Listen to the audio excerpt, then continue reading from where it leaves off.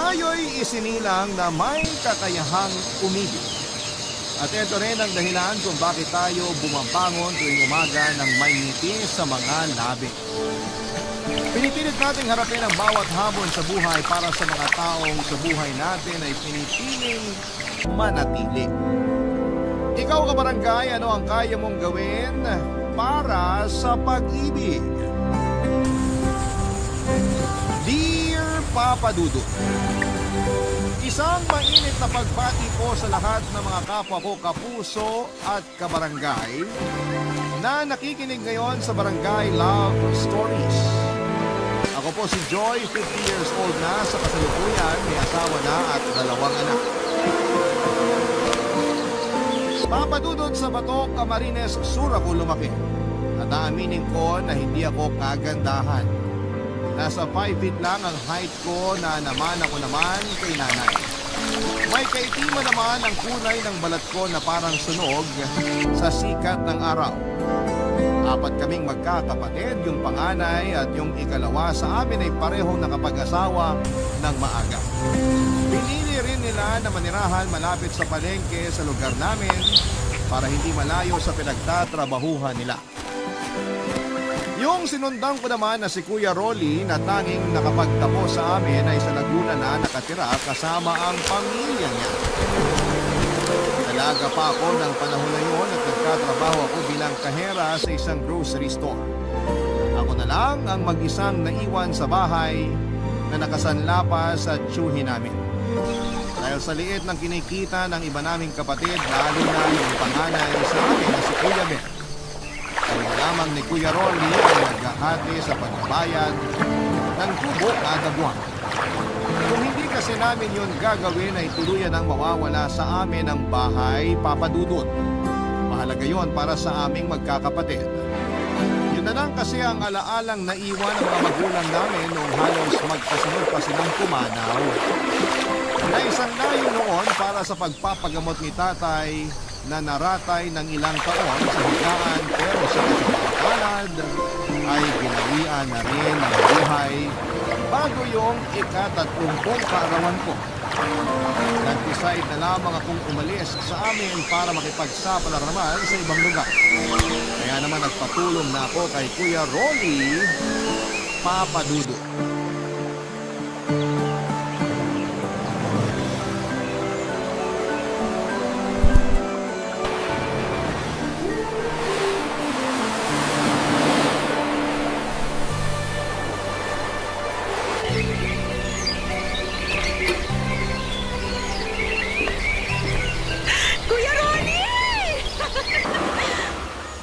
Grabe ka, Joy! Ang bigat na ng mga braso mo ah. Para mapipisa na ako sa ikita ng yakap mo eh. Sobrang saya ko lang, kuya. Akala ko kasi bukas pagdating mo eh. Nag-iimpake pa lang kaya ako ng mga gamit ko. Yun talaga yung uwi ko para masurpresa ko kayong tatlo. Ito nga pala, may mga pasalubong ako sa inyo. O ito, may buko pie dyan. Special yan sa Laguna. Salamat, kuya. Sarap nito, oh. Mamaya pala, pupuntahan ko sina kuya para sabihin na nandito ka na. O sige, kamusta naman dito sa atin? Ganun pa rin. Baku-bako pa rin yung kalsada, tapos marami pa rin chismosa na walang magawa sa buhay kundi pag-usapan yung buhay ng may buhay. Ano ka ba? Hindi ako interesado sa mga tao rito. Tsaka nakita ko naman yung itsura ng kalsada. Kayong tatlo ni na kuya, kamusta? Okay naman sila. Nakakaraos kahit papano. Minsan nag-aabot din ako ng pera kay Kuya Ben. Minsan kasi matumal yung pasada ng tricycle, lalo na ngayon, maulan. Walang pasaherong makuha. Di tulad sa grocery na may pasok pa rin, umulan man o umaraw. Hindi ko na nga sila inoobliga na mag-ambag sa bayad sa bahay eh. Pasensya ka na kung ikaw nang umako sa pagbabayad nito mga huling buwan. Nagkasakita naman kasi yung panganay ko. Malaki rin yung nagastos namin sa ospital. Hindi naman ako nagre-reklamo. Naiintindihan ko naman kayo. Kaya nga gusto ko makaalis para makahanap ng mas magandang trabaho. Yung bang mas malaki yung sahod. Yun ba talagang dahilan? Ay, isa na yon. Teka, bakit tinatanong mo pa ako eh? Mukhang alam mo rin naman yung sagot. Ay nako, kalimutan mo na yung lalaki mo. Tagal na nun eh. 3 na yata yung anak mo, tapos hindi ka pa nakakamugot. 3 na nga ang anak niya. 2 lalaki tapos 1 babae. Yung asawa naman niya, ayun, buntis na naman. Bakit parang nagpapakabiter ka naman dyan? Hindi ah. Huwag mo na kasi silang pansinin. Ikaw naman yung nahihirapan eh.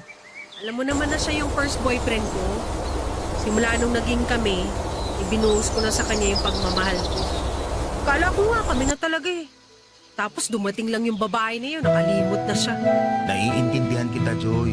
Baka kasama lang kayo dun sa mga pinagtagpo pero di tinadhana. Tanggapin mo na lang na maluwag sa loob mo para makausad ka na rin. Hindi siya ganun kadali. Hanggat nakikita ko sila, hindi mawawala yung sakit dito sa puso ko. Kaya ba gusto mo na umalis dito? Sige na, oo na. Pero gusto ko rin maiba yung mga nakikita ko. Hindi yung dito na lang umiikot yung mundo ko. Parang wala namang asenso dito eh. Kaya nga ako nandito para sundin ka. Sigurado matutuwa yung ate mo at yung mga pamangkin mo. Ay, panila nung huli mo silang makita. Namimiss ko na nga yung mga pamangkin ko. May mapapaiyak na naman ako nito. Kayo naman kasi, sa malayo pa kayo tumira. Doon kasi ako nabigyan ng magandang oportunidad eh. Nga pala, tuloy na tayo pa Laguna bukas ng umaga, no, kuya? Oo, 2 araw lang kasi yung paalam ko sa trabaho. Naku, dapat pala magpaalam na ako sa mga kaibigan ko rito. Baka magulat sila kung basta na lang ako mawawala. Sabihan mo na rin sina kuya na dito na maghapunan mamaya. Maaga kasi tayo luluwas bukas para makaiwas sa traffic. Oo, kuya. Sila muna pupuntahan ko bago yung mga kaibigan ko. Dadaling ko na rin tong buko pie para matikman na nila. Teka, di ba may nasabi ka sa akin na tumawag ka? Tungkol yun dito sa bahay. Ay, isa pa nga yun, kuya. Sabi raw kasi ni Chong, kailangan na nating tubusin tong bahay kasi kung hindi, ibebenta na raw nila. Ha? Ganon? Bakit biglaan naman? Narinig ko kasi sa mga pinsan natin na hindi okay yung trabaho ni Chong sa ibang bansa. Kailangan daw nila ng pera. Hindi yun tama. Malino yung usapan noon. Saka hindi naman tayo pumapala sa pagbabayad ah. Pagigipit na yung ginagawa nila. Yun nga rin iniisip namin ni na kuya. Ay. Teka, dito ka muna. Ako nang kakausap kay Chang. Mabuti pa nga kuya, baka sakaling mapagbigyan pa tayo. Hindi pwedeng mawala sa atin tong bahay. Oo sige, susubukan ko.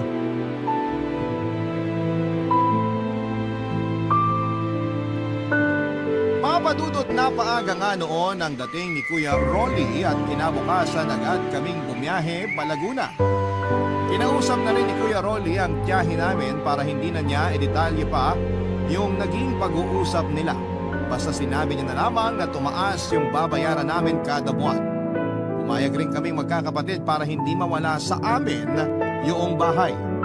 Wala namang magawa si na Kuya Ben kundi ang sumang-ayon dahil hindi na naman sila nakapagbibigay ng panghulog. Kaya naman kinabukasan ay maaga na kaming lumuwas pa Laguna. Naghanap na agad ako ng mapapasukang trabaho kahit 1 linggo pa lamang ako noon sa bahay ng kapatid ko. Ayoko kasing maging pabigat sa kanya lalo na at alam ko na medyo kinakapos din sila noon dahil sa anak niyang pabalik-balik sa ospital. At hindi pa rin matukoy ng doktor kung ano ang sakit na meron ito. Maswerte naman akong natanggap sa isang kabubukas na tapsilugan malapit sa bahay ni Kuya Rolly. Nilalakad ko lamang yon para makatipid sa pamasahe kahit papaano. Ang maganda pa roon ay libre ang pagkain namin. Tumagal naman ako ng 1 taon sa tapsilugan na yon bago ako umalis dahil sa naging kaalitan ko sa trabaho.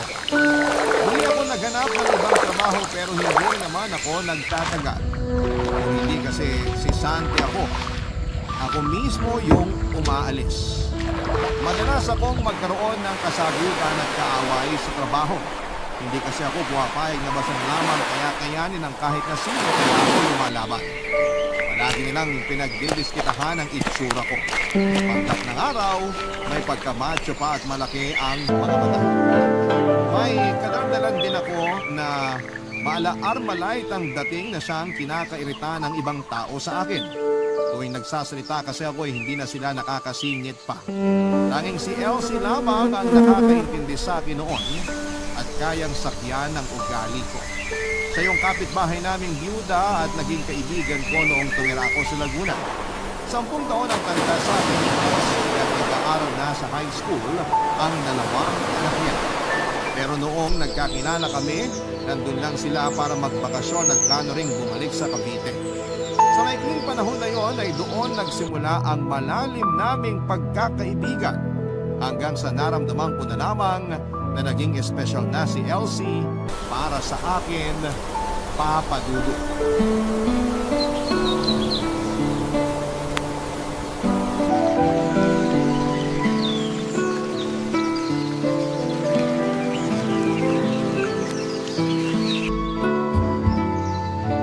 Umalis ka na naman sa trabaho? Ano na naman bang nangyari? Hindi ko na kasi nagugustuhan yung ginagawa nila sa akin, kaya pinagsabihan ko. Kaso ayun, ako na naman yung lumabas na masama. Sana hinayaan mo na lang sila. Kahit saan naman kasi may mga ganong klase ng tao. Mamimihasa yung mga yun kung lagi na lang hahayaan. Sus! Tignan mo nga kung ano nangyari sa'yo. Maghahanap na lang ako ng ibang trabaho. Huwag na nga natin pag-usapan yun. Pag-usapan na lang natin yung tungkol sa atin. Ano naman yung tungkol sa akin? Yung sinabi ko sa'yo nung isang araw. Na gusto mo ko. Baka nababaitan ka lang sa akin. Buti kung hindi ko alam kung ano yung nakaraan mo. Kung di ka naniniwala, bigyan mo ako ng pagkakataon na patunayan sa'yo. Bata ka pa nga. Hindi mo pa alam ang sinasabi mo. Bata ka dyan! 32 na, bata pa rin sa'yo. Kita mo yung mata mo? Lumalaki na naman. Hindi ka talaga mabiro. Mata ko na naman nakita mo. Wala ka rin pinagkaiba sa mga dati kong katrabaho na laging pinipintasan tong mga mata ko. Pati itsura ko. Hoy, grabe ka. Hindi na ba kita pwedeng biruin? Ay, siya nga pala. Hiring sa amin. Baka gusto mo mag-apply. Baka naman hindi ako matanggap dun. Subukan mo lang mag-apply. Ayaw mo bang magkasama tayo sa trabaho? Siyempre gusto ko. Kaso, di ba sa Cavite yung trabaho mo? Ang layo naman kung dito pa ako uwi sa Laguna. Apply ka muna. Saka mo na isipin yung tutuluyan mo. Kung sakaling matanggap ka, pwede ka naman sa apartment ko tumira. Hati na lang tayo sa lahat ng gastusin. Parang gusto ko yung naisip mo na magkakasama tayo sa isang bahay, ah. Natawa-tawa mo dyan. Di pa yun sigurado. Di ka pa nga nag-a-apply eh. Madali na lang yun. Kompleto naman ako sa requirements eh. Lagi ata itong handa. Kapag nagtatrabaho ka na ulit, sana naman. Pigilan mo yung pagiging maiinitin ng ulo mo. Wala naman sa akin yung problema eh. Nasa iyo na rin kasi pinapatulan mo sila. Pag-aralan mong habaan ang pasensya mo. Madadala mo yun kahit saan ka mapunta. Sige, para sa'yo gagawin ko. Hindi ko naman kasi gusto makipag-away eh. Pinipilit lang nila ako para matanggal sa trabaho. Uy, alam mo naman pala eh. Okay, sige na. Magtitimpi na ako sa susunod. Dapat lang. Ang hirap kaya mag-apply ng trabaho ngayon. Ilan pala ako pwede mag-apply? Sa Lunes na. Sumabay ka na lang sa akin pag umaga ako nun. Ngayon pa lang nagpapasalamat na ako sa'yo. Akala ko kasi matatagalan na naman ako bago makahanap ng trabaho eh. Basta ha, yung bilin ko sa'yo. Opo! Huwag lang puro opo, gawin mo. Sabagay, makakasama mo naman ako. Mamomonitor ko yung kilos mo dun. Aba, hindi pa tayo pero gusto mo na akong gwardyan ha? Gusto ko lang na magpakatino ka. Para ka kasing naliligaw na kaluluwa dyan. Lo, kaluluwa talaga? Ay basta, mas gusto ko na maging maayos yung buhay mo. Papa Dudut, hindi naman ako tomboy. Lalaki naman ang gusto ko noon. Pero hindi ko maintindihan kung bakit bigla na lamang nagbago yung nararamdaman ko para kay Elsie. Naging higit pa sa kaibigan ang tingin ko sa kanya. Pero hindi rin ako sigurado kung gusto ko na nga ba talaga siya o masyado lamang akong napalapit sa kanya dahil sa pagiging mabait niya sa akin. Hindi man direktang sinabi ni Elsie ang nasa puso niya. Masaya na ako na maramdamang nagmamalasakit siya sa akin. Kahit papaano at gusto niya rin akong mapabuti. Simula naman ang tumira ko sa bahay ni Kuya Rolly ay hindi ko na ibinaalam sa kanya ang mga personal kong problema. Ayoko na kasing dumagdag pa sa mga alalahanin niya. Hindi ko rin sinabi sa kanya ang tungkol sa gulong kinasangkutan ko noon sa trabaho. Matapos nga ang araw ng pag-uusap namin ni Elsie ay agad ko nang inayos ang mga kakailanganin ko sa pag-a-apply. Papadudot linggo pa lamang ng hapon ay sumama na ako kay Elsie pauwi ng Cavite. Bago kasi ang pasok niya kinabukasan at plano ko na lamang noon na sumabay sa kanya. Nang araw lang din na yon, ako nagpaalam sa kuya ko. Ramdam ko naman noon na parang hindi nito gusto ang ginawa kong pagsama kay Elsie.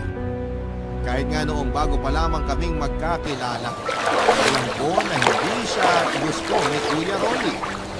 Hindi naman ito nagbigay ng paliwanag kung bakit. Naisip ko lang na baka nahalata na rin ng kuya ko yung nararamdaman ko para kay Elsie.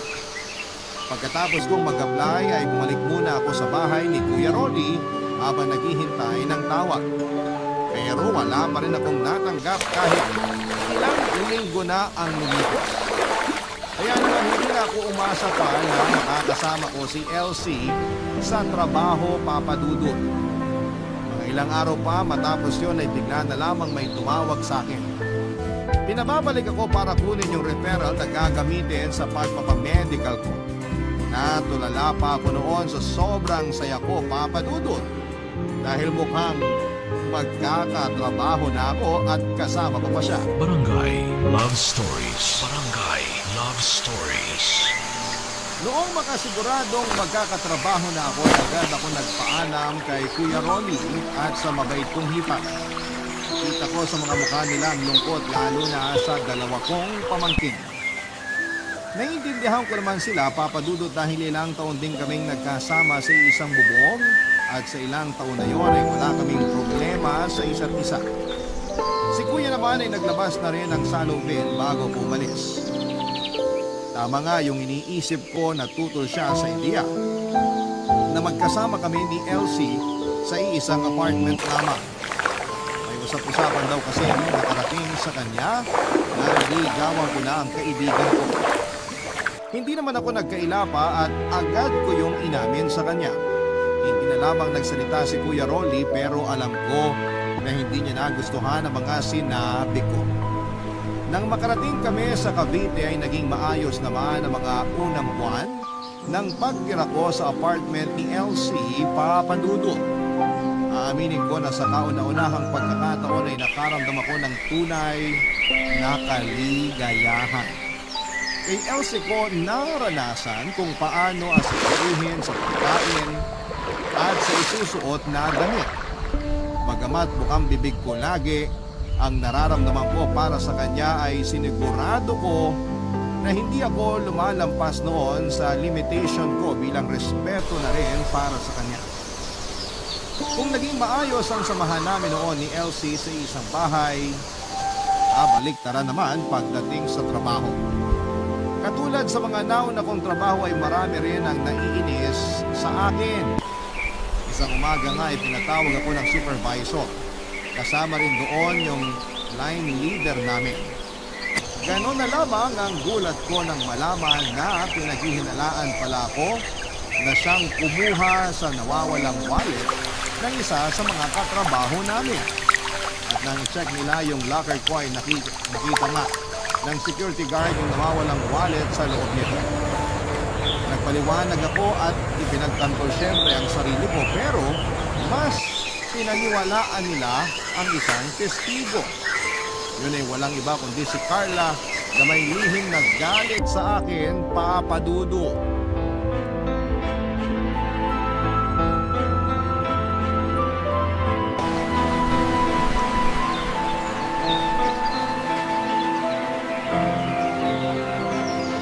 Hoy, Carla! Anong ginagawa mo dito sa locker room? Di ba pinatawag ka? Wala pa akong sinasabi pero mukhang guilty ka na agad. Nataas ang mukha mo, oh. Tumabi ka nga sa daraanan ko? Aray! Ano ba? Nananadya ka ba? Eh, nakaharang ka sa daraanan ko eh. Ano ba kasing kailangan mo? Ba't ginawan mo ako ng kwento na hindi naman totoo? Ha!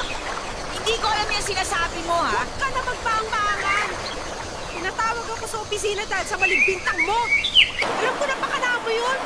Ikaw lang naman ang may matinding galit sa akin dito eh. Hindi ko nga alam mga sinasabi mo? Ayaw ko pa umamin eh. Halatang halata ka na. Tumigil ka nga! Pagkatapos mo magnakaw tsaka ka maghahanap ng masisisi? Kita mo na? Wala ka nga ako sinasabi. Alam mo na agad yung dahilan bakit ako pinatawag? Baka na mo yan oh. Eh ano naman ngayon? May magagawa ka ba? Sa langit mo nakita yung nawawalang wallet. Alam nga namang isipin nila na hinirang mo lang yun. Kahit kailan hindi ko yung magagawa. Hindi kami ganun pinalaki ng mga magulang namin. Talaga? O eh bakit doon nakita yung wallet sa locker mo? Malamang nilagay mo! Ikaw lang naman yung pwede gumawa nun! Ha? Teka, bakit nga ba hindi ko naisip na boyfriend mo yung secure na nag-check ng locker ko? Hindi kaya! Hindi ko siya boyfriend! Saka huwag mo nga kami pagpintahan! Talaga? Ha, nahuli ko nga kayo eh. Kaya siguro ginawa mo to para mapalis ako. Akala mo siguro yung pagkakalat ko. Kung totoo man yun, wala ka nang pakialam doon. Labas ka na sa relasyon namin. Ganun naman pala eh. Bakit kailangan mo pa akong gawa ng kwento? Pinagmukha mo pa akong magnanakaw? Sigurado naman eh, ikaw ang boyfriend mo naglagay ng wallet na yun para mapagbintangan ako eh.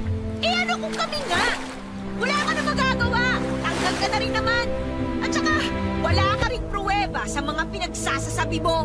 Sa mga talaga ng ugali mo. Sabihin mo sa supervisor natin yung totoo. At bakit ko naman gagawin yun? Kasi hindi ako magnanakaw. Ha? Walang maniniwala sa'yo. Magnanakaw ka na nga, sinungaling ka pa. Ngayon ka pa ba magsisinungaling? Eh marami nang nakrinig sa'yo. Tingin mo magsasalita sila laban sa akin? Eh, tropa ko yung mga yan eh. Ha? Oh, kita mo na? Tinatawanan ka lang nila. Bakit ba galit na galit kayo sa akin, ha? Wala naman akong ginagawa sa inyo, ha? Wala daw. Tigilan mo nga yung mga drama mo. Hindi ako nagdadrama lang. Ikaw kaya yung malagay sa katayuan ko. Sige nga. Gusto mo lang naman yata magdamay eh. Palibasa, wala kang pamilyang binubuhay. Ano wala? Ah, hindi ka nga pala babae. Pero sino bang binubuhay mo? Si Elsie? Hindi ko na kailangan pa ipangalandakan kung sino binubuhay ko o kung saan napupunta yung kinikita ko. Mabuti pa, umalis ka na. Walang may gusto sa'yo rito, no? Bakit? Ikaw ba may-ari ng pabrika para paalisin ako? Ha? Hindi nga ako. Pero bawal dito yung mga katulad mo na magnanakaw. Hindi totoo yan! Pwes, napatunayan na. Magnanakaw ka!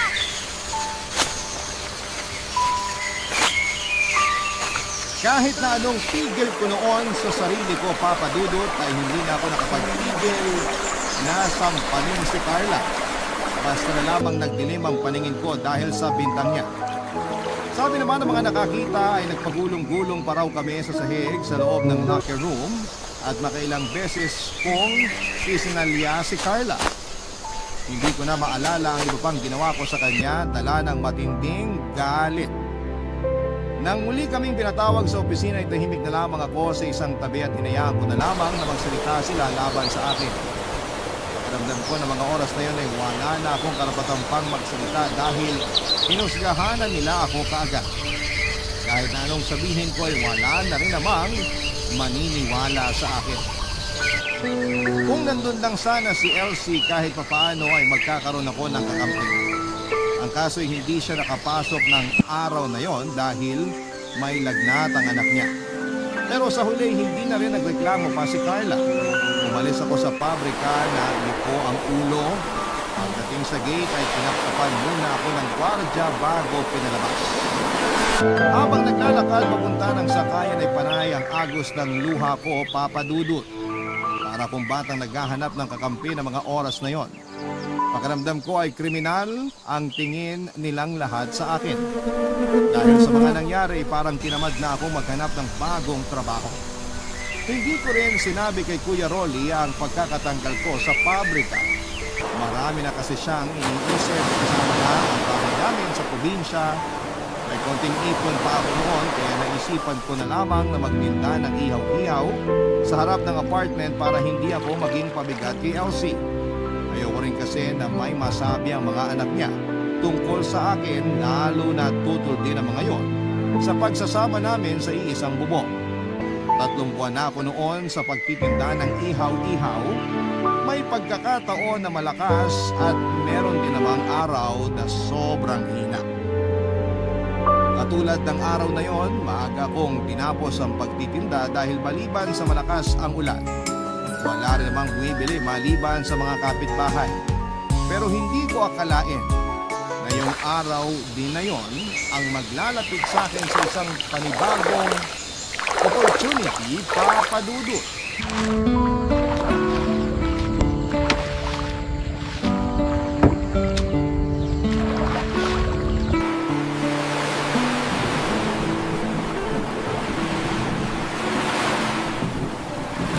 Diba?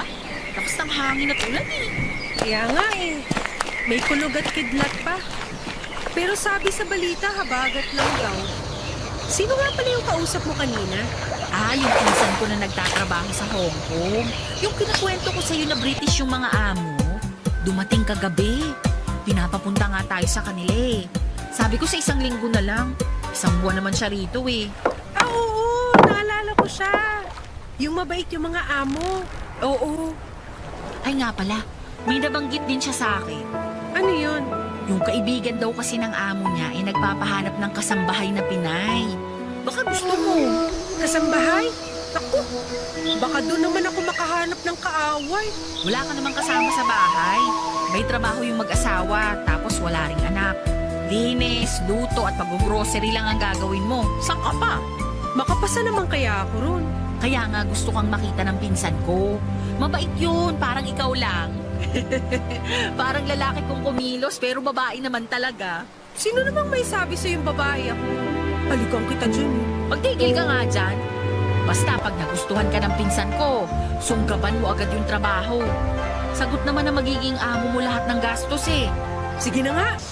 Baka sakaling doon ako swertehin. So swertihin ka na talaga. Yun na yung kapalit ng mga pangit na nangyari sa'yo. Eh, paano ka? Isa ka na lang dito. Minsan pa naman nahihilo ka dahil sa pagtaas ng presyon mo. Ay, huwag mo akong intindihin. Nandyan naman yung mga anak ko eh. Pwede naman ako magpasama sa bunso ko. Salamat ha. Hindi mo ako iniwan kahit marami ako naging problema. Malaking tulong yun. Ano ka ba? Ikaw nga tong marami nang naitulong sa akin. Lalo na sa pera. Sino una mo pa nga akong tulungan kaysa sa kapatid mo eh. Kahit nagalit na sila sa'yo noon, hindi mo kami iniwan. Kaya dapat lang na ibalik ko yung kabutihan mo. Ginawa ko yun kasi mahalaga ka sa akin. Mahalaga ka rin sa akin. Para nakayakin ng kapatid. Yun lang ba talaga? Ay nako, gusto kong magkaroon ka pa rin ng sarili mong pamilya. Malay mo, pagpunta mo sa Hong Kong, doon mo matagpuan yung mapapangasawa mo. Bongga yun. O basta, huwag mo lang akong kakalimutan. Nang aasar pa talaga to eh. Hoy, hindi yun pang-aasar. Sana talaga doon ka na makahanap ng mapapangasawa. Trabaho yung ipupunta ko ron, hindi paghahanap ng asawa, no? Eh malay mo nga, hindi natin masasabi yung magiging kapalaran mo sa Hong Kong. Huwag ka mag-alala. Sinabi ko sa pinsan ko maayos kang kasama sa bahay. Talagang ibinenta mo na ako sa pinsan mo, ha? Siyempre naman. Gusto ko kasi makapunta ka sa Hong Kong. Para kapag nandun ka na, saka ako ikukwento sa mga katrabaho natin yung magandang nangyari sa'yo. Okay, ikaw ang bahala. Basta ako, wala na akong pakialam sa kanila.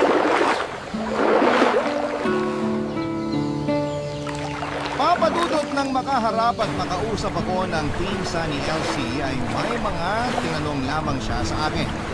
Tapos ay sinabihan na ako mag-asikaso na mga kakailanganin ko sa pag-alis. Ang sabi pa niya ay huwag daw akong mag-alala dahil mabait ang mga magiging amo ko. Ang kaso, ang gusto raw ng mga ito ay kamag-anak niya lang din yung kukuning kasambahay. Kaya naman pagdating namin sa Hong Kong ay nagpanggap na lamang kami na magpinsan. Papadudot, wala namang naging problema sa mga papeles ko at mabilis din akong nakakuha ng passport. Pagkatapos ng 2 buwan ay nakaalis kagad ako noon papunta sa Hong Kong. Pero nagpaalam muna ako kay Kuya Rolly bago tuluyang umalis. Tumawag din ako sa dalawang kuya na nasa probinsya namin. Baka sa tono nila ang excitement na makakapunta ako sa ibang bansa. Hindi pa nga ako nakakaalis ay nanghihingi na agad sila noon ng pasalubong na ikinatawa ko na lamang. Hanggang sa dumating na nga yung araw ng pag-alis ko. Halo-halo ang nararamdaman ko noon habang papunta pa lamang kami sa airport. Sina Kuya Rolly at Elsie ang naghatid sa akin. Parang gusto ko na ngang mag-back out noon dahil pakiramdam ko ay hindi ko kakayanin ang mag-isa. Lalo na't malayo ako sa mga mahal ko sa buhay. Ngunit tuwing sumasagi naman sa isipan ko, yung masasamang nangyari, yon ang nagtutulak sa akin na ituloy ang pag-alis. Hanggang sa makasakay ako ng eroplano. Naroon pa rin ang takot ko sa bagong landas. Natatahakin ko. Sa kabilang banda ay natutuwa din naman ako kahit marami ng pangit na nangyari sa buhay ko noon. Kundi dahil sa maling bintang sa akin ay hindi ako matatanggal sa pagod. At hindi rin darating ang panibagong opportunity na dala ng pinsan ni Elsie. Doon ko napagtanto, papadudot na minsan ay may mga bagay rin na nawawala at kailangan ko nang bitawan. Nang sa ganon ay mayakap ko yung mas malaki pang biyaya sa buhay ko. Barangay Love Stories. Barangay Love Stories. Mabilis na lumipas ang isang taon kong pagtatrabaho sa Hong Kong, papadudot. Totoong mabait ang mga amo ko at magaan lang ang naging trabaho ko. Malaki ang bahay nila pero madali rin namang linisan. May sarili akong kwarto doon kaya nagkaroon din ako ng privacy. Inaamin ko, papadudot, isang buwan pa lamang ako noon sa Hong Kong pero parang gusto ko nang umuwi ng Pilipinas. Hindi po biro ang homesickness na naranasan ko ng panahon na yon. Gabi-gabi akong umiiyak at tumatawag kay Elsie kahit nasa trabaho pa siya. Mabuti na lamang at mabait at maunawain ang mga naging amo ko kaya binigyan nila ako ng panahon para makapag-adjust. May mga pagkakataon pa rin naman na nalulungkot ako at namimiss ko ang Pilipinas pero tiniis ko na lamang yon para kahit papaano ay makatulong ako sa mga kapatid ko. Ako na rin yung umako sa buwan ng Hulyo para sa bahay namin sa probinsya. At minsan pa nga ay nagsabi ako kay Elsie na gusto ko siyang panalhan. Pero mariin siyang tumanggi. Bukod sa pagtanggi niyang yon, sa inaalok kong tulong, naramdaman ko na rin, papadudot, ang unti-unti niyang pag-iwas sa akin.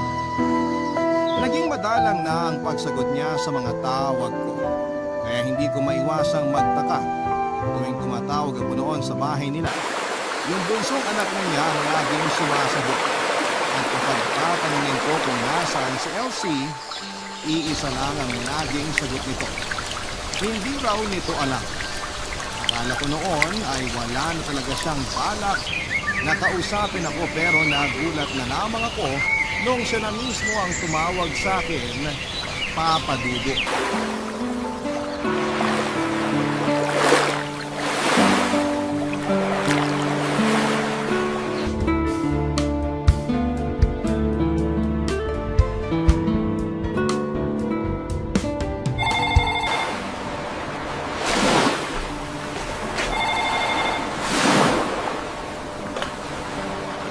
Hello? Hello, Joy! Ako to si Elsie! Kumusta? Buti naalala mo pa ako. Pasensya ka na ha. Medyo busy kasi eh. Lagi ka bang overtime sa trabaho? Hindi sa trabaho. Pasensya ka na ha. Hindi ko nabanggit na huli tayong nag-usap na umalis na ako sa trabaho. Natanggal ka rin ba? Hindi ha. Ako yung kusang umalis. Bakit ka nga umalis? Patapusin mo muna ako sa pagsasalita kasi. Ang bagal mo kasi magkwento. Ano ba kasing nangyari? Okay naman ako. Gusto ko lang talaga mag-resign sa trabaho. Kasi alam mo naman na hindi ko na rin kaya yung panggabi. Saka yun din ang gusto ng mga anak ko. Yan lang ba ang sasabihin mo? Kilala kita, Elsie. Meron pa nga. Pero sana, lawakan mo yung pangunawa mo. Alam mong mahalaga ka sa akin. Sabihin mo na kasi, pinapakaba mo ko eh. May boyfriend na ako. Tulad ko, wala na rin siya siyang asawa. Byudo na. Anong sabi mo? Pasensya ka na kung nabigla ka sa sinabi ko. Okay lang ako, pero tama ba yung narinig ko? Oo, sana maunawaan mo ko. Kasundurin niya yung dalawa kong anak. Paano na tayo? Di ba, pinaliwanag ko na sa'yo yan dati pa. Alam kong pusong babae ka pa rin. Naguguluhan ka lang sa totoo mong nararamdaman. Akala ko pa naman pag uwi ko, tayo pa rin. Kaya ba ayaw mong tanggapin yung pera na gusto ko ibigay sa'yo? Alam mo, hindi ko kailangan yung pera mo. Mas gusto kong mag-ipon ka o itulong mo na lang yun sa mga kapatid. Matagal na ba kayo? Bago lang. Kinikilala pa lang namin yung ugali ng isa't isa. Kapag sinaktan ka niya, magsumbong ka lang sa akin. Ako nang bahala. Oo ba? Ikaw yung unang makakaalam pag sinaktan niya ako. Yun lang bang dahilan kung bakit mo ako tinawagan? Oo. Tsaka gusto ko rin kumustahin yung kalagayan mo dyan. Hindi ka na ba naho-homesick? Minsan. Pero sanay na rin. Nagbababad na lang ako sa panonood ng TV kapag wala nang gagawin. Hindi naman mahigpit si na madam. Nabanggit nga pala sa akin ng pinsan ko na niyaya ka niya sa tambayan ng mga kapwa OFW niyo dyan pero ayaw mo naman daw sumama. Alam mo namang hindi ako mahilig gumala kahit nung nandyan pa ako sa Pilipinas. Tsaka parang may trauma na ako eh. Baka doon pa ako makahanap ng kaaway. Ayoko na. Dito na lang ako. Sabagay. Basta kapag gusto mong mamasyal dyan, tawagan mo lang daw siya. Nabanggit nga rin niya sa akin yan nung dumalaw yung mga amo niya rito kasama siya. Tsaka may mga Pinay din naman sa mga kapitbahay namin dito eh. Kaya may nakakausap ako minsan. Mabuti naman at kahit paano may nakakausap ka dyan. Oo nga eh. Teka, bakit matamlay ka pa rin? Ano bang gusto mo na maging reaksyon ko? Kakasabi mo lang na may boyfriend ka. Huwag ka na magtampo. Pag uwi mo, ipapakilala kita sa kanya. Hindi na ako uuwi dyan. Uy! Parang ang bata! Pero alam mo, hinihiling ko na matagpuan mo na rin yung lalaking tatanggap at magmamahal sa'yo ng totoo. Sabi ko nga sa'yo, hindi naman ako lumalabas dito. Kaya malabo yung sinasabi mo. Malay mo naman, baka yung lalaking nakatakda para sa'yo, siya pa mismo yung pupunta dyan para magkakilala kayo. Ay, huwag mo kasing mamalitin yung kapangyarihan ng pag-ibig. Tigilan mo nga ako. Nagkaroon ka lang ng bagong boyfriend, naniwala ka na sa mga kalokohang yan. Nagsasabi lang ako ng totoo. Tama na nga itong usapan natin. Mahal na babayaran mo sa bill ng telepono niyan. Okay lang, minsan lang naman ako tumawag eh. Sige na, ako na lang tatawag sa'yo sa susunod. Ingat, bye. Papadudot na lungkot ako sa ibinalita ni Elsie pero hindi na ako gaanong nasaktan. Siguro dahil kahit noong nasa Pilipinas pa lamang ako ay matagal ko nang tinanggap na magkaibigan lamang kami ni Elsie at hindi na lalampas pa roon. Inabala ko na lamang ang sarili ko sa ibang bagay para hindi ko na siya maisipan. Sinunod ko na rin ang payo ng pinsan niya na lumabas at pamasyal naman para hindi ako laging nakakulong sa bahay ng mga amo ko. Hanggang sa dumating na nga ang araw na parang nagdilang anghel si Elsie. May dumating kasing bisita habang abala ako noon sa pagkukunas ng mga sapatos. Pinapatingin ako noon sa wall clock sa sala. Minsan kasi nakakaligtaan ko na ang oras sa sobrang dami ng ginagawa ko at hindi ko namamalayan na nakauwi na pala yung mag-asawa. Pero nagtaka ko dahil 2 oras pa naman noon bago sila umuwi. Medyo kinabahan ako, Papa Dudut. Yun kasi ang kauna-unahang pagkakataon na may nag-doorbell na hindi ko naman kilala. Isang matangkad na lalaking naka-Amerikana ang napagbuksan ko ng pintuan. Tumingala ako para makita ko ang mukha niya, kahawig niya yung amo kong lalaki na sulang mga mata at maand ang buhok. Mas bata nga lang siyang tingnan kumpara sa amo kong lalaki. Kumiti siya sa akin at agad na nagpakilala, Papa Dudut. Kaibigan daw siya ng mga amo ko. Bigla ko naalala noon yung nakukwento nilang kaibigan na kababayan nila na nagtatrabaho sa Hong Kong. Nagdalawang isip ako noon na papasukin siya pero sa huli ay tinatuloy ko pa rin. Pagdating naman ng mag-asawa ay sakalang nila sinabi na nakalimutan nilang ibilin sa akin na darating ang kaibigan nila para doon na maghapunan. May isang linggo na rin noon ang lumipas nang muling bumalik ang kaibigan ng mga amo ko. Oliver daw ang pangalan niya. Noong una ay napapadalas lang ang pagkahapunan niya roon hanggang sa halos araw-araw na ang naging pagbisita niya. At ang nakakagulat pa ay may dala siyang bulaklak para sa akin. Kahit na hindi ako masyadong tuwid sa pag-i-Ingles ay naiintindihan ko naman ang mga sinasabi niya. At nakakasagot ako kahit halos mamilipit na nga ang dila ko noon. Dahil sa lagi niyang pagdadala ng regalo at bulaklak ay hindi ko na rin naitago noon ang nararamdaman kong kilig, Papa Dudut. Lalo na noong ipagpaalam niya sa mga amo ko yung paglabas namin tuwing day off ko.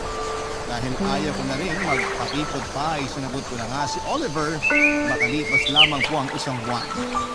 Gusto ko sanang inihin muna sa pamilya ko ang relasyon namin pero nang magkausap kami ni Kuya Ronnie, napansin niya na may kakaiba sa boses ko, Papa Dudut.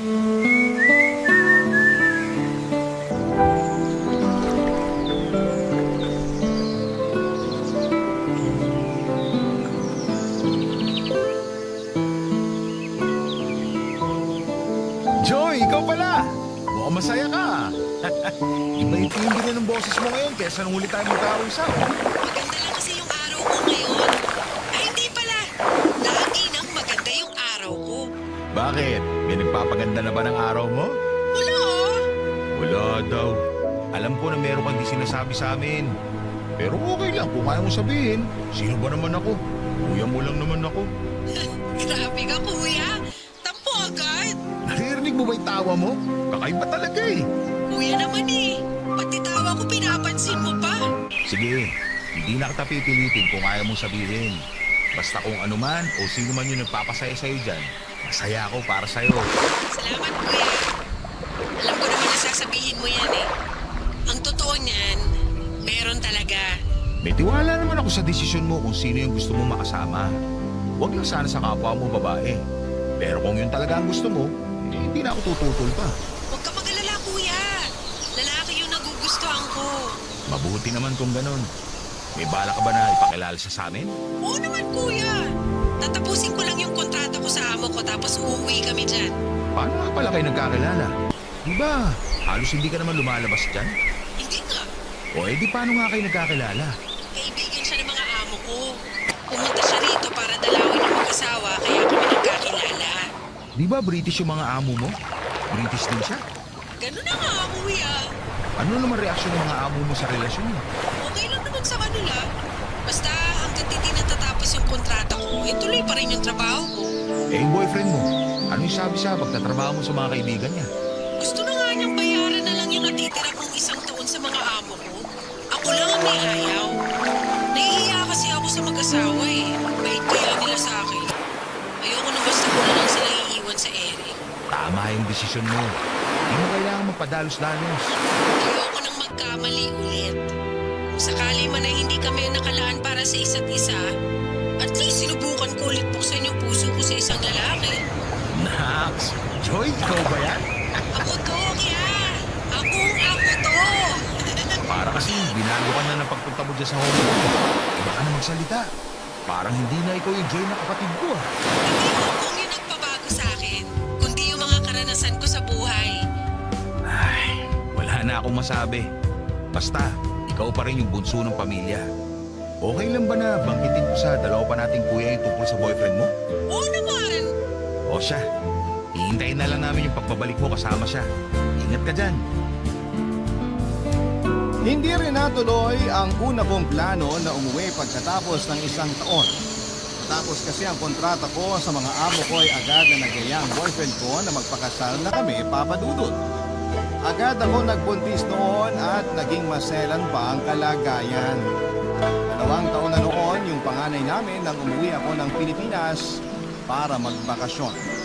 Ipinakilala ko na rin sa mga kapatid ko ang napangasawa ko at naging maayos naman ang una nilang paghaharap. Muli rin kami nagkita ni Elsie na masaya na sa bago niyang buhay. Nang makita nga niya yung asawa ko at nalaman niya kung papaano kami nagkakilala, nagkatawanan na lamang kami dahil nagkatotoo yung mga sinabi niya noon. Natuwa naman ako dahil nanatili pa rin kaming magkaibigan kahit pareho na kaming may sariling pamilya. Isang buwan lang kaming nagbakasyon sa probinsya namin at bumalik na rin kami ng Hong Kong. Dinalaw ko lang ang mga kapatid ko at binisita yung bahay namin na ng mga panahong yon ay sa awa ng Diyos ay tapos na naming matubos at pinaparenovate na. Sa ngayon, Papa Dudut, ay masaya at payapa ang buhay namin dito sa Hong Kong. Halos hindi nga ako makapaniwala na parang kailan lang ay nandito po ako bilang isang kasambahay. Hindi ko rin akalain na darating ako sa punto ng buhay ko na makakabuo rin ako ng sarili kong pamilya. Masaya pala, Papa Dudut. Kaya hindi ko pinagsisihan na nakipagsapalaran ako sa kabila ng naging takot ko noon. Hanggang dito na lamang po ang kwento ko at sana po ay nakapagbigay ng inspirasyon sa iba kahit na sa pamamagitan lang ng kwento ng buhay ko. Iisa nga lang ba talaga ang mundo? O meron pa itong katulad na hindi natin nalalaman? Ganun ba man pag sinabi nating dalawang mundo, ibig sabihin ang lugar na ginagalawan natin ay magkaiba. Ang pwede at hindi pwede. Ikaw, kabarangay, nasubukan mo na bang magkaroon ng dalawang mundo? Dear Papa Dudut, magandang araw po sa inyo. Ako po si Landon, 30 years old na po ako sa ngayon. Pero ang kwento ko po ay nangyari sa akin 10 taon na ang nakakaraan. Aga po akong naulila sa mga magulang ko. Ang nanay ko po ay sa sakit at ang tatay ko naman ay sa isang aksidente sa trabaho. Naiwan po nila sa akin ang bahay na ipinundar nila at ang halaga ng insurance na bigay ng kumpanya ng tatay ko. Naubos na po ang perang naiwan nila pero nagamit ko naman po yon sa mga importanteng bagay.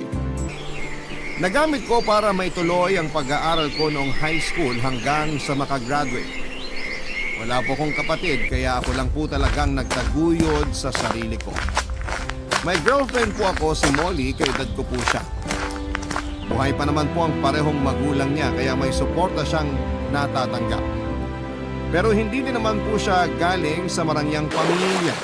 Kaya sapat lang po ang kita ng tatay niya para pantustos sa pangangailangan nila. Alam din naman po ni Molly na hirap na din ang tatay niya, kaya gusto niyang makatulong sa kanyang tatay. Noong nasabi niya sa akin na gusto niya din magtrabaho ng part-time ay sakto din naman po. Kasi matatapos na ang kontrata ko sa pinagtatrabahuhan ko bilang contractual lang naman po ako dahil nga po sa part-time job lang. Kaya nag-usap kami na sabay na kaming maghanap ng trabaho. Inantay niya na lamang ang ilang araw na matapos na ang kontrata ko saka po kami naghanap ng trabaho sa mga job opening. Mabuti na lang po at madali na ngayon dahil online na ang initial application bago maisalang sa interview. Basta ang ginawa namin ay nag-apply kami pareho sa lahat ng makita namin. Kasabay po noon ay ang dasal na matanggap sana kaming dalawa sa isang kumpanya para magkasama na kami sa pagpasok at pag-uwi. Total naman po ay pareho ang schedule na binigay namin para nga po hindi makasagabal sa pag-aaral namin, Papa Dudut.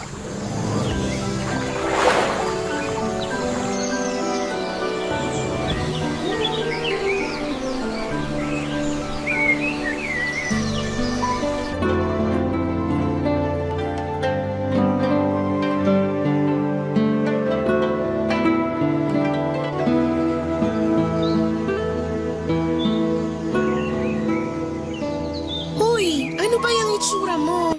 Ha? Bakit? Anong bakit? Abot lupa na yung nguso mo at ang noo mo parang gusot na crepe paper. Grabe ka naman. Lukot na yung crepe paper, ginusot mo pa. Kasi naman, bakit ba kanina ka pa ganyan? Okay naman ako ah. Sus, sa tagal natin magkasama, ngayon lang kita nakita na ganyan. Ano bang problema? Wala. Ah, wala ba? Sige, edi wala. Ito naman, nagtatampo pa. Paano hindi ako magtatampo? Pinaglilihiman mo na ako. Wala naman ah. Ay, nako. Sandali. O ano nga? Pasensya ka na ha. Medyo nadedesperado lang ako. Bakit? Patapos na ang kontrata ko. Ang huling sweldo ko sa isang buwan na. Matapos nun, wala na. Natatakot ako na baka magkaproblema ako sa mga bayarin sa bahay. Tapos ilang buwan na lang, kailangan ko ng bayaran ng loan ko sa eskwelahan. Hoy, umayos ka nga. Hindi ka pa naman nagka-problema mula nun na. Oo, ngayon pa lang. Ano ka ba? Tiwala lang. May darating na para sa'yo. Pasensya ka na. Saan? Masyado ako makasarili. Ano? Kakaisip ko sa sarili ko. Nakalimutan ko na ikaw din naman may problema din. Alam mo, kung magiging positibo tayo, positibo din ang darating. Kaya humiti ka nga. Hindi pa katapusan ng mundo. Pasensya ka na talaga. Oh, ngiti na. Ito na nga. Ngiti ba yan? Parang kang kumain ng maasim na mangga eh. Eto, Ay, pilit masyado. eto na. Ay, sobra naman. Nakakainis ka naman eh. Ayan, yan ang natural. Hindi naman ngiti ito eh. Tawa tong ginagawa ko. O, di mas maganda. Laging may dahilan para tumawa at ngumiti. Ikaw ang dahilan ko. Eh, bakit ka nakasimangot kanina? Kalimutan mo na yun. O, siya. Ngayon, mag-usap tayo kung anong pwede natin magawa. Kailangan magpasa pa tayo na magpasa ng resume natin. Tama! Para the more chances of winning. Pero seryoso, pagpasensya mo na ako minsan kung maarte ako ha. Hindi ka naman maarte. Normal lang naman na malungkot. Pero lagi mo din iisipin na may mga magpapasaya sa'yo ng ibang bagay. O tao. Tama! Sorry uli. Balik sa umpisa. Ikaw talaga. So, anong plano? May iba kasi na hindi nag-a-advertise sa net. Baka pwede tayong umikot bukas pagkatapos ng klase natin. Total, day off ko bukas. Maganda yan. Parang date na din natin. Date na walang pera. Kailangan ba pag date pera ang magpasaya? Ang importante, nandun yung magde-date. Tama. Saan tayo iikot? Minsan kasi pag nagtanong ka, bigla nilang may isip na kailangan pala nila. Magbabakasakali tayo? Wala namang masama kung magtatanong lang. Tama! Isipin na lang natin na mamasyal tayo. Kaya ipahinga mo yung paa mo ngayon dahil mahabang pasyalan ang gagawin natin bukas. Minsan talaga kailangan bumalik sa pagiging old school, no? Oo, ang convenient ng technology. Pero minsan, kailangan nating mapagod dahil baka may mas magandang resulta. Yan nga, think positive. Naalala ko tuloy nung una ako naganap ng trabaho. Nag-a-apply din ako ng mano-mano. Oo, mahirap din kasi yung hintay ng hintay. Baka ang ending nga. Kaya natin to. Oo naman. Dumating na nga po ang araw na kinakatakutan ko. Natapos ang kontrata ko at wala pang trabaho na dumarating. Ang nagdatingan ay ang mga kailangang bayaran pati na nga po ang loan ko sa eskwelahan. Inuhulugan ko lang po kasi ang tuition ko, Papa Dudut. Mabuti po ay napakiusapan ko ang eskwelahan na isasabay ko na sa susunod na hulog ang hindi na bayaran para sa buwan na yon. Pumayag naman po sila dahil siguro po ay unang beses pa lamang na nangyari sa akin ang mahuli sa pagbabayad, Papa Dudut. Sila Molly, kahit alam kong hindi din naman gaano ang kasapat ang kinikita ng tatay niya, ay inaabutan ako ng kahit na magkano para pang gastos sa pamasahe at pambili din ng kailangan sa eskwela. Dahil yung huling sweldo ko ay para lang sa pambayad ng kuryente at tubig. Nahingiya po ko kila Molly pero pag pinipilit niya na kunin ko ang inaabot niya ay kinukuha ko na din po dahil wala na po talagang natitira sa akin. Hindi lang po yun. Sa kanila na din po ako pinapakain ni Molly sa tuwing tanghalian at hapunan. Sobrang hindi ko na po talaga alam kung ano ang gagawin ko, Papa Dudut, pero napakabait po talaga ng Diyos. Dahil may tumawag sa akin, isa sa mga kumpanya na pinagpasahan namin ng resume, Papa Dudut, sinabi na tanggap na daw ako dahil maganda naman daw po ang credentials ko, ang qualifications at ang background sa pagtatrabaho, kaya direkta na nila akong tinanggap. Kailangan ko lang daw pumunta sa opisina nila kinabukasan para sa briefing. Nakahinga po ako ng maluwag matapos ang balitang yon. Pero hindi po nagtagal yon dahil bigla kong naisip si Molly. Magkasabay kaming nag-apply, paano ko po siya iiwan. Kailangan ko po ang trabaho pero ayokong sumama ang loob ni Molly. Hindi ko alam kung paano sasabihin sa kanya pero kailangan ko nang sabihin.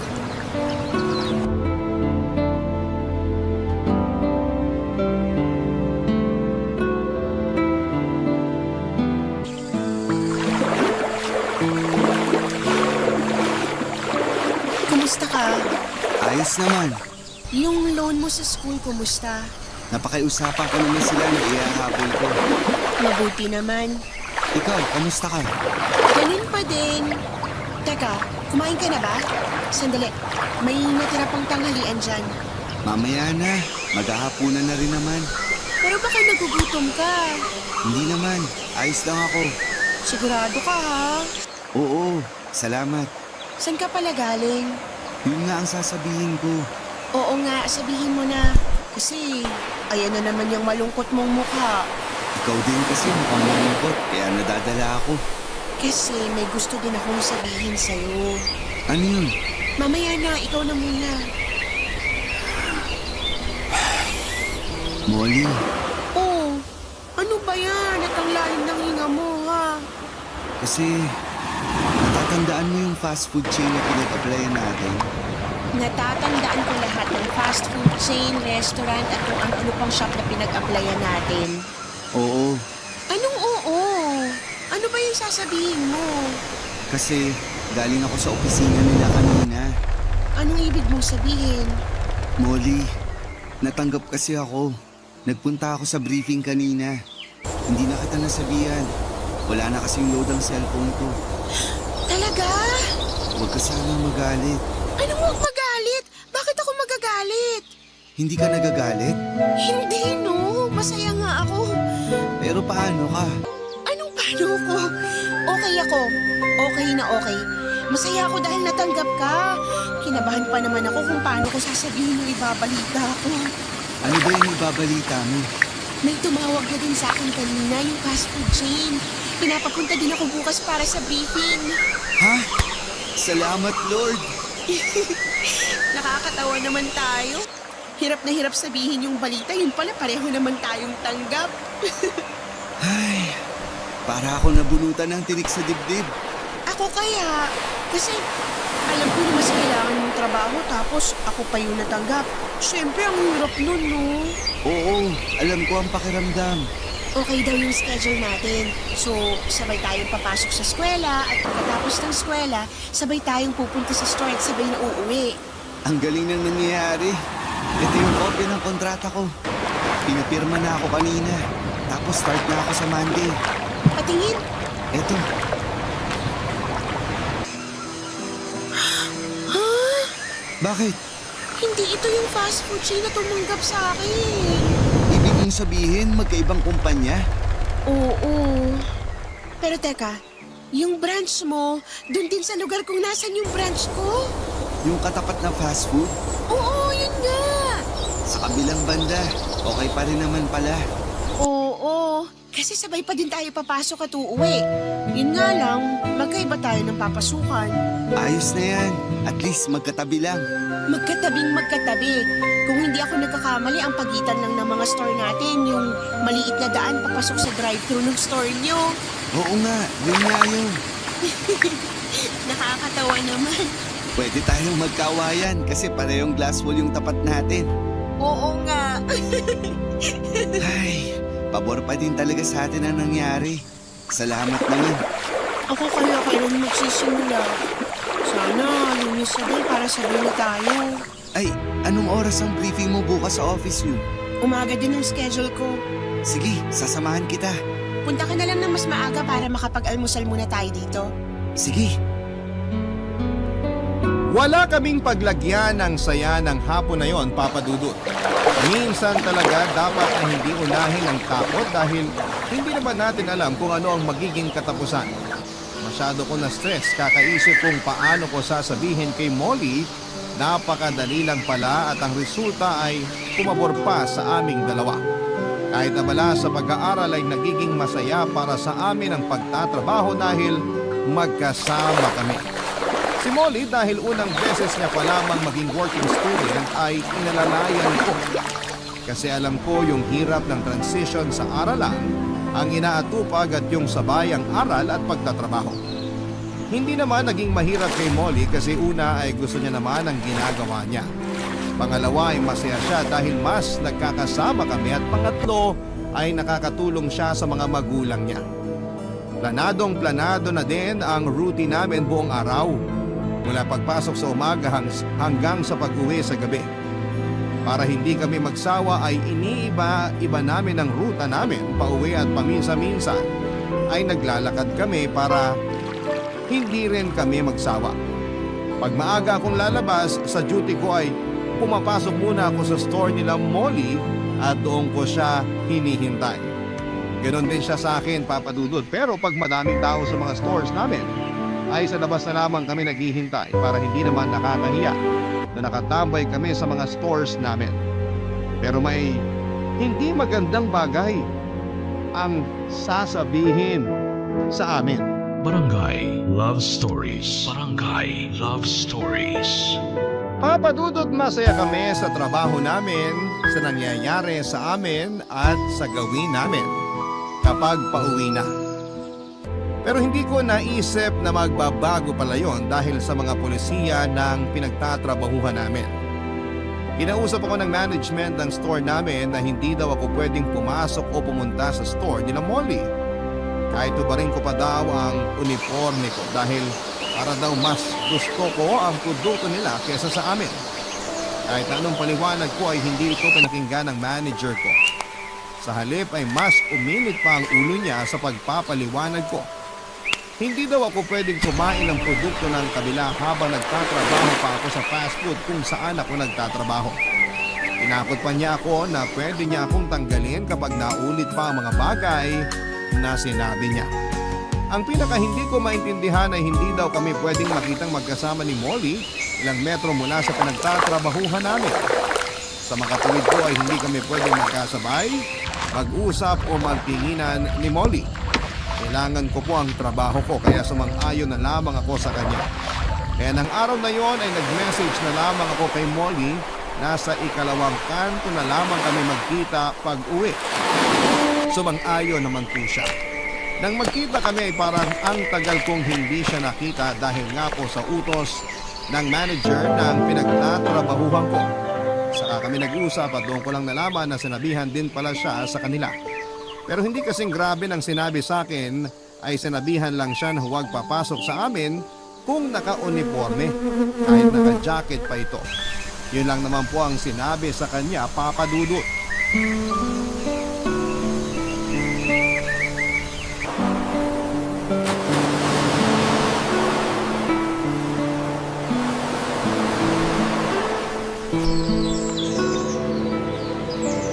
Mas maluwag naman ang store nyo kaysa sa amin.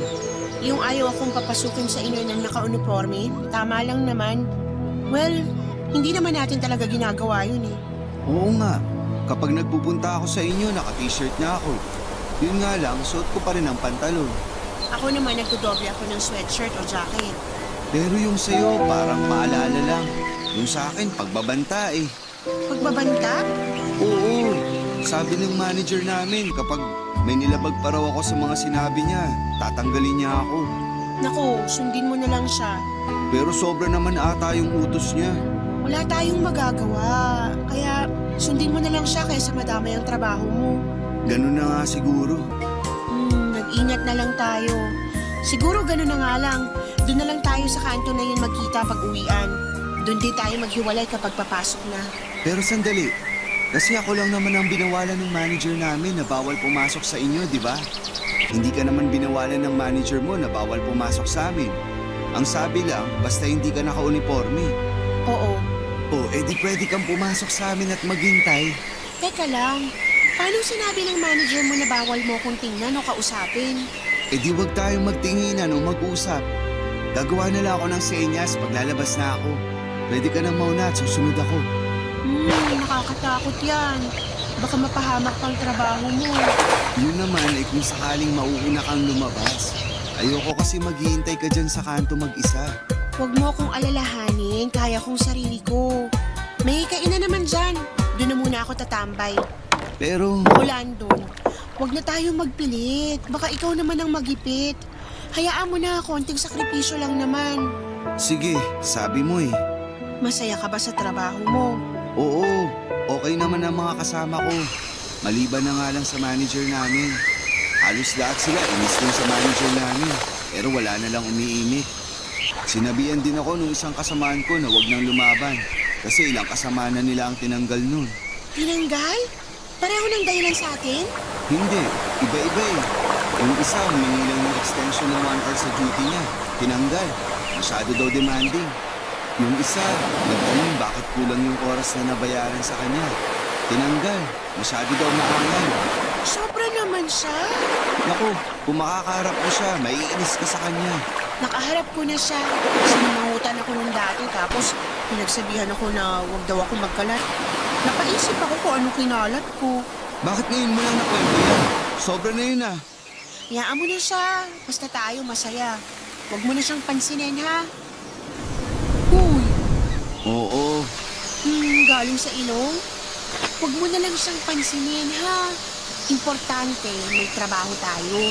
oo. Teka, eto na naman ako si Selfish.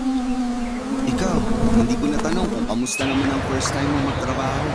Wala namang madaling trabaho, pero makakalimutan naman ang hirap kung masaya tayo sa ginagawa natin. Tama, Pero ang sarap sa pakiramdam yung makakatulong na ako sa magulang ko. tama ka. Sayang nga lang, hindi naramdaman ng mga magulang ko na natulungan ko sila. Sorry, ang insensitive ko. Hindi, totoo naman. Naalala ko lang sila mama at papa. Ay, wag na nga tayong malungkot. Sa unang sweldo ko, saan mo gustong pumunta? Ano ka ba? Masaya naman ako kahit nasa bahay lang tayo. Ang importante ngayon, may ayos mo lahat ng kailangan mong ayusin. Tsaka na tayo magplano. E di ganun na lang. Doon na lang tayo mag-celebrate sa bahay niyo. Para kasama natin kakain sila nanay at tatay. Makabawi man lang sa mga pakain nila sa akin ng tanghalian at hapunan. Uy, walang naniningil ha. Masaya sila nanay at tatay sa ginagawa nila. Alam ko, kaya nga mahal ko sila eh. At mahal ka rin nila. Nakakatawa, no? Walang problema sa mga magulang mo ang relasyon natin. Pero yung manager namin, pinapakailaman tayo. Hayaan mo na nga lang siya. Para tuloy tayo sila Romeo at Juliet. Uy, ayoko. Bakit? Basta ayoko. Hindi magandang ending nila. Oo nga, pero parang lang naman. Tara na nga. Tara na, Juliet! Nakakainis ka. Bahala ka dyan. Uy, hintayin mo ako! Biro lang! Dahil sa hindi kami pwedeng makita ni Molly na magkasama o magkausap ay bumuo kami ng mga senyasa. Para kahit sa mga salamin ng mga store namin ay nakakausap namin ang isa't isa nang hindi nalalaman ng store manager ko. Minsan ay natatawa na lamang kami sa sarili namin kapag nag-uusap kami ng gano'n. Ang sarap pala sa pakiramdam na para kaming naglalaro at para kaming nakikipagtaguan sa store manager ko.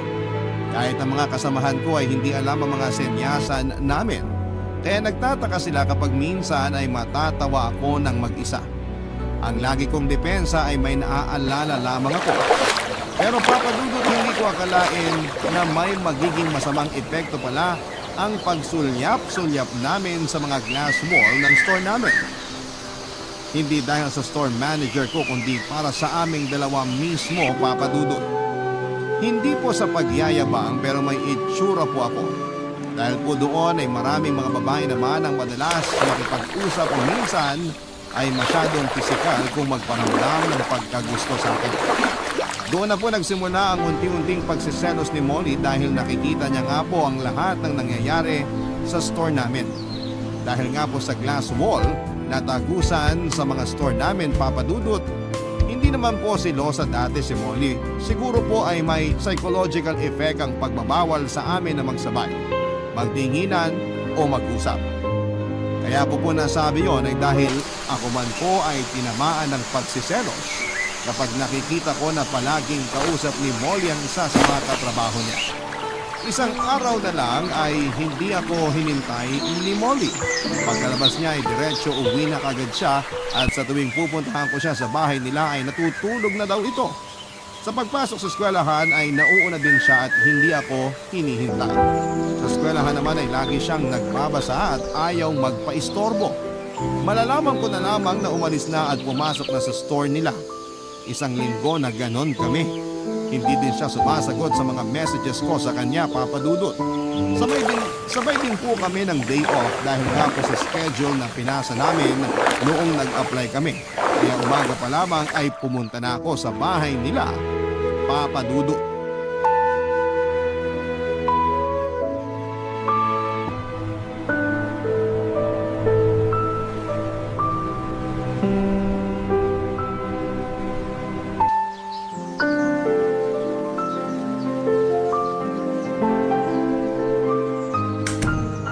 Molly, Anong ginagawa mo dito? anong ibig mong sabihin? Palagi naman ako nagpupunta dito ah. Aalis ako. Day off natin. Saan ka pupunta? Bakit kailangang malaman mo? Molly, isang linggo na tayong hindi nagkakausap. Nagkikita man tayo, hindi ka din naman nakikipag-usap. Pagpupuntahan kita, lagi kang tulog sa umaga. Lagi kang nakaalis na. Hindi ba dapat sabay tayong papasok? Mabuti na yon para iwas sa store manager mo. May sistema naman tayo para hindi niya tayo makita. Mabuti na yung nag-iingat. Baka mahuli pa tayo. Molly, mahigit 2 buwan na nating ginagawa yun. Hindi naman tayo nahuhuli. Bakit bigla mong naisip na mahuhuli tayo? Basta, Anong basta? tsaka na tayo mag-usap. Kailan? Palagi mo akong iniiwasan. Busy lang ako. Saan? Bakit kailangan mong malaman? Kasi ganun tayo. Yun tayo. May kailangan akong bilhin. Sasamahan kita. Huwag na. Gusto ko. Ang gusto mo lang bang masusunod? Wala bang kwentang desisyon ko? Sasamahan lang naman kita. Lagi naman tayong ganun. Baka oras na para maiba naman. Anong maiba? Bakit? Gusto mong ibahin? Nandun naman, nasasayang ang oras natin. Kailan pa nasayang ang oras natin sa isa't isa? Ang dami namang tanong. Ako din madami pang gagawin. Tutulungan nga kita. Ang kulit mo naman eh. Molly, bakit ka ba nagkakaganyan? Anong bakit? Wala naman akong problema. Kung wala kang problema, sasamahan kita. Ay, hindi na nga lang ako aalis. Bakit? Anong bakit? Sige, kung yan ang gusto mo, hindi ako magsasalita. Matutulog na lang ako. Molly, kagigising mo lang. Pati ba pagtulog ko kailangan kontrolado mo? Hindi kita kinokontrol. Sinasabi ko lang sa'yo. Ano bang gagawin ko na hindi mo ako guguluhin? Guguluhin. Mamaya na tayo mag-usap. Maghihintay ako dito. Paano ako mapapakali kung nandyan ka? Molly, ano ba to? Bakit ba? Alam mo, walang mangyayari sa usapan na to. Kasi wala kang sinasagot sa mga tanong ko. Kasi wala namang dapat sagutin. Sabihin mo sa akin kung anong nagawa kong mali. Landon! Pakiusap naman! Bumalik ka na lang mamayang hapon. Maghihintay ako dito hanggang gusto mo nang makipag-usap. Mahiya naman tayo kila nanay at tatay, oh. Baka madinig nila tayo, isipin nag-aaway tayo. Kung hindi tayo nag-aaway, anong nangyayari sa atin? Wala akong inaaway. Mas masakit pa sa inaway ang ginagawa mong pananahimik. Kaya nga, tsaka na tayo mag-usap. Huwag na muna ngayon. Masama ang pakiramdam ko. Anong susunod na excuse mo? Napunta ka na sa masama ang pakiramdam eh. Bahala ka kung gusto mo maghintay. Matutulog ako. Papa Dudut, ewan ko kung maaawa ako sa sarili ko pero alam kong awang-awa ang nanay at tatay ni Molly sa akin. Hindi din nila alam kung anong nangyari kay Molly. Pinausap nila ako na bigyan na lamang muna ng oras si Molly para makapag-isip-isip. Pumayag ako, Papa Dudut. ayaw pa muna nila akong paalisin hanggang sa hindi ako kumakain. Pero gumawa na lang ako ng excuse. Parang hindi ko yata kayang kumain kung ganon ang nangyayari sa amin ni Molly. Hindi na ako kumain pero mas hindi ako makatulog. Buong magdamag akong nag-isip. Inabot ako ng umaga, tinanghali ako ng gising at hindi na ako nakapasok sa eskwela at na-late pa ako ng kalahating oras sa pagpasok sa trabaho. Kaya syempre, ayun na naman ang manager namin, nakahanap na naman ng butas para bulyawan ako. Tumahimik na lamang ako, Papa Dudut, kasi wala namang sense ang pangangatwiran ko. Isa pa ay late ako, parang ang hirap na mga tuwiran. Ayos na po sana eh.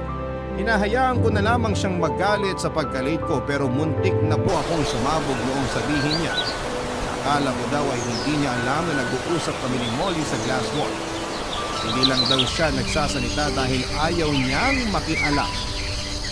Papadudot kong nalalaman niya na patagong nag-uusap kami dati ni Molly ng senyasan para sa akin ay pakikialam na rin yun. Nagtatrabaho naman po ako ng maayos. Ayokong may magawang mali dahil ayokong makaapekto yon sa trabaho ko. Pero malapit na po akong magalit noong mga panahong yun. Bago niya ako pinaalis, ay binigyan niya ako ng final warning. Final warning na agad. Na isang mali ko pa ay matatanggal na ako sa trabaho. Barangay Love Stories. Barangay Love Stories. Papadudot, ayokong isama sa problema ko ang pakialamerong store manager ko dahil hindi naman siya importante. Ang tanging problema ko lang ngayon ay ang nangyayari sa amin ni Molly. Minsan nasa kitchen ako naka-assign ay dumating na naman yung babaeng customer na laging pumupunta doon para lamang magpa-picture at mayakap ako ng mayakap. Papadudot, nasa kitchen ako pero pinapalabas ako ng store manager ko para daw i-entertain ko ang babaeng yun. Gusto bar na pala ang fast food chain na yon, Papadudot. Hindi ako pumayag at sinabing sa kitchen ako naka-assign at isa pa ay hindi ko trabaho ang mag-entertain ng customer. Ang trabaho ko ay mag-assist ng customer pero hindi nakasama doon yung gusto ng store manager ko. Sana pala ay pinalabas niya ang mga mascot para mag-entertain ng customers. Kitang-kita ko sa mukha ng store manager ko ang galit. Opo, Papadudot. Hindi ko inis ang nakita ko sa mukha niya kundi galit. At alam kong maghahanap na naman yun ng butas para mapagalitan ako o kaya yung binabalak niyang pagtanggal sa akin. Dumating ang oras ng break time ko at binalikan na naman na ako ng store manager at inulit na puntahan ko daw yung babaeng customer. Sabi ko ay break time ko at saka ako lumabas, Papadudot.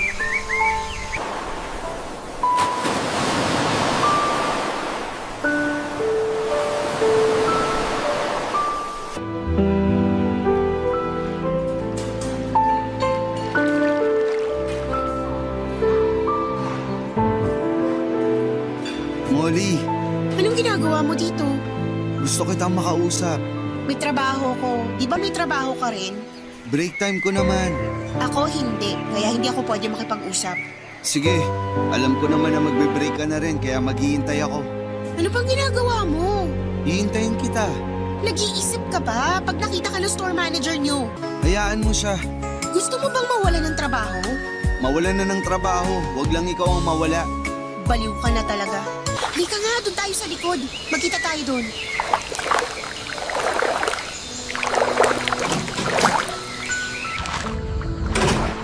Bakit ba sa oras ng trabaho mo gustong makipag-usap, ha? Bakit hindi? Iniiwasan mo ako. Pagpupuntahan kita sa hapon, pinapasabi mo tulog ka na. Pagsusunduin kita sa umaga, laging nakaalis ka na. Ano bang problema? Tinatanong mo talaga sa akin? Oo, kasi gusto kong marinig sa'yo. Hindi yung pinapatay mo ko sa katahimikan mo. Masaya ka ba? Sa nangyayari ngayon? Hindi. Ako din. Hindi ako masaya sa mga harap-harapan mo pakikipaglandian sa mga babae. Molly, ano ka ba naman?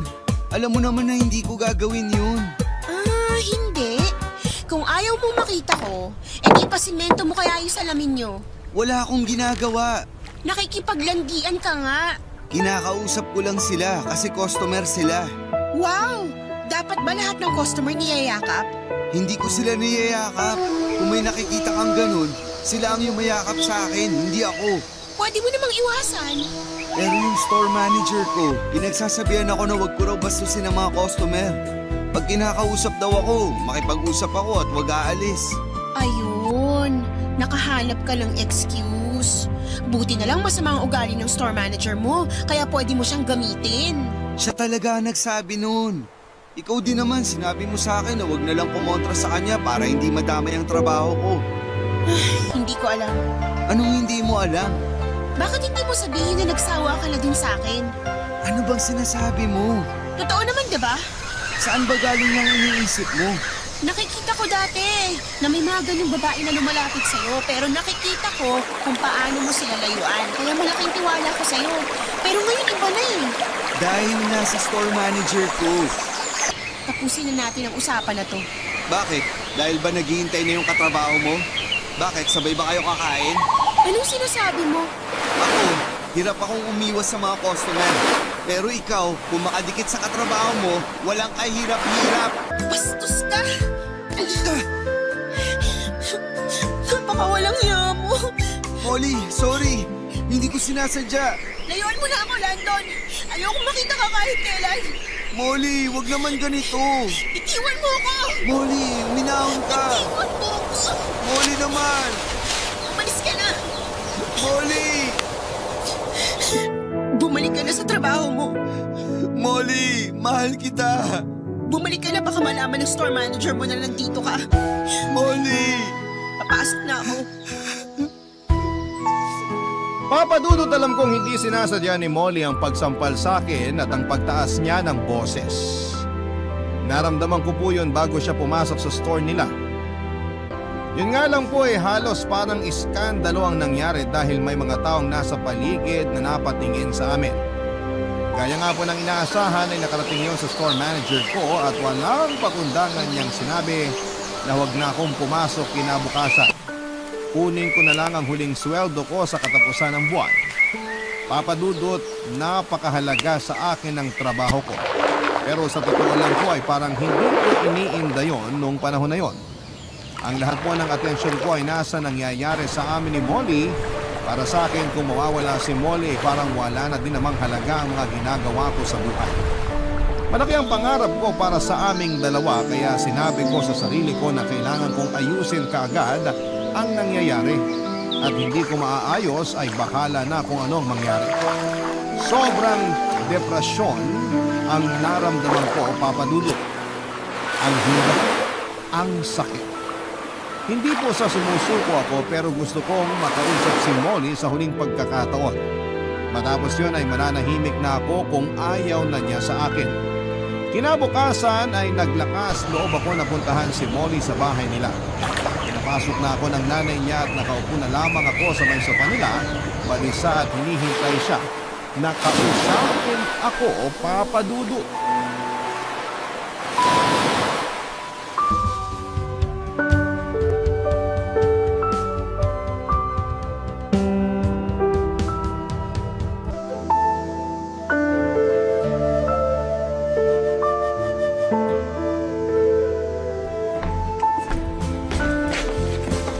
Molly, Maupo ka.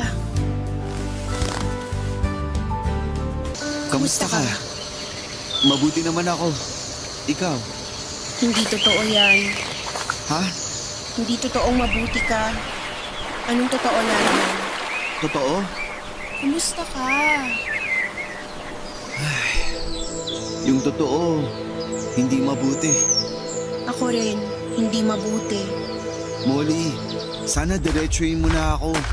Bakit ka ba nagagalit sa akin? Bakit bigla-biglang nag-iba ang tingin mo sa akin? Dahil dun sa babaeng madalas na kayakap mo. Hindi ko siya niyayakap. Maniwala ka. Kaya ako lang kinakausap yun dahil inuutos ng store manager ko. Totoo yan. Oo, naniniwala na ako. Nakausap yung isa sa mga kasama mo.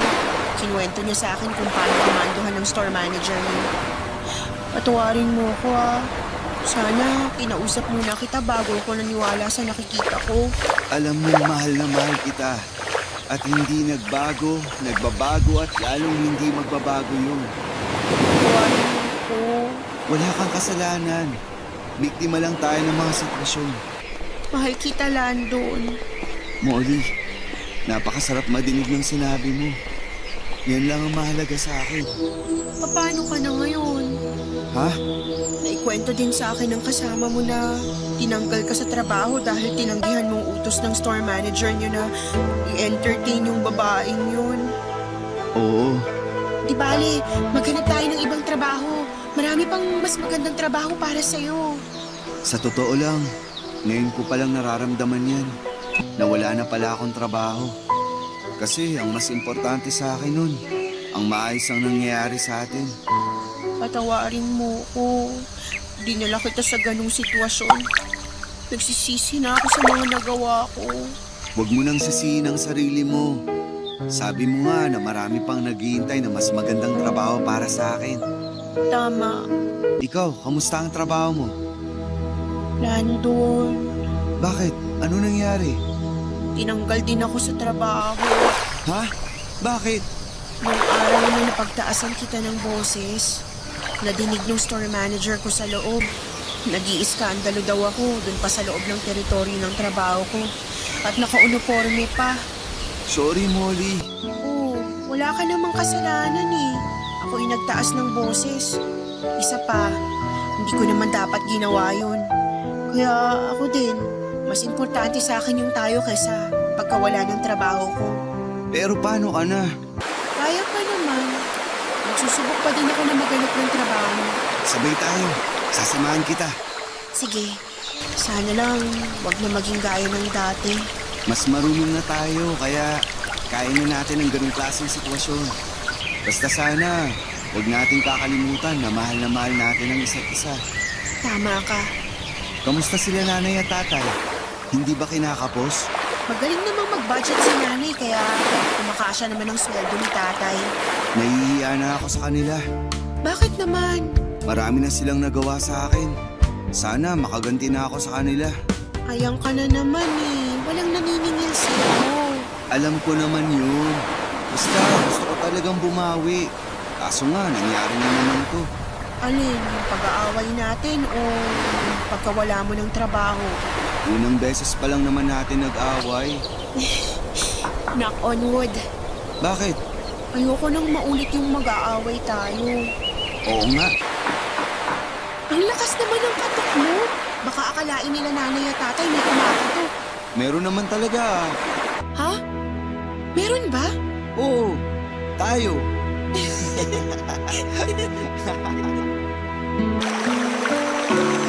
Papadudot, naghanap uli kami ng trabaho ng sabay sa online at sa physical application. Pero gaya nung una, syempre ang hirap na naman. Nag-inquire din kami kung may mga job fair na nagaganap pero wala. Hindi kami susuko kahit limitado lang ang oras namin sa pag-iikot dahil nga po may klase po kami, ay wala kaming sinasayang na oras. Habang nangyayari yon ay may nagsumbong pala sa pinaka-management ng kumpanya ng fast food chain na dati kong pinagtrabahuhan tungkol sa ginawa sa akin ng store manager sa branch namin. Nalaman ng management na tinanggal ako dahil sa pagpunta ko sa kakompetensyang store at sa hindi ko pagsunod sa gusto niyang i-entertain ko ang mga customers. Sinabi ng management na hindi pulisiya ng kumpanya ang mga ginawa ng store manager ko. Bukod sa ginawa sa akin ay nai-report din ang mga ginawa niyang pagtanggal sa mga naunang nagtatrabaho doon dahil lang sa sariling patas at kagustuhan ng store manager na yon. Papadudo, tinanggal sa trabaho ang store manager na yon at sa kabutihang palad ay tinawagan ako at ibinalik sa trabaho. Sila pa ang humingi ng dispensa sa mga nangyari sa akin. Pinag-aaralan din nila ang background ko, qualifications and credentials. Nakita nila na pwede na daw pala akong itaas sa posisyon. Papadudot, ako na ang ilalagay sa posisyon ng dating store manager ko. Oo, papadudot, magiging store manager na ako. Alam din nila ang sitwasyon ko dahil nag-aaral pa ako Kaya willing silang mag-compromise sa schedule para hindi maapektuhan ang pag-aaral ko. Total naman daw ay gagraduate na ako. Isa pa pong bonus ay binigyan ako ng scholarship ng kumpanya. Kaya libre na ang nalalabing araw ng pag-aaral ko. Papadudot dahil si Molly ay wala pa ding nakikitang trabaho, hindi na ako nag-overthink. Kaya kung paano sasabihin sa kanyang balita na may trabaho na muli ako. Kasi doon kami nagkakaproblema, yung ayaw sabihin dahil baka masaktan ng isa. Diretso kong sinabi kay Molly at tuwang-tuwa siya. Good karma daw ang mga nangyari. Nagsuggest ako kay Molly na huwag na muna siyang magtrabaho hanggang hindi nakakatapos. Sinabi ko na tutulong din ako sa pag-aaral niya dahil total ay wala na akong gagasusin hanggang makatapos. Kaya na makatapos kami ng pag-aaral ay nagpakasal na kami at nagsama. May 3 na kaming anak sa ngayon at namumuhay ng napakasaya.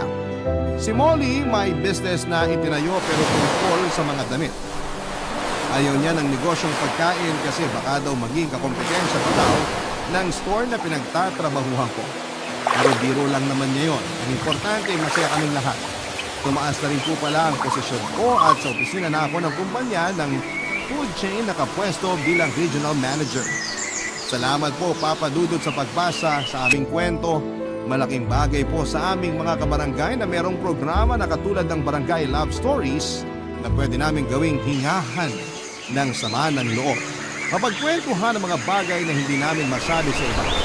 Mabuhay po ang inyong programa at nawa ay magpatuloy pa ang Barangay LS sa pagiging number 1. Maraming salamat po sa inyong lahat.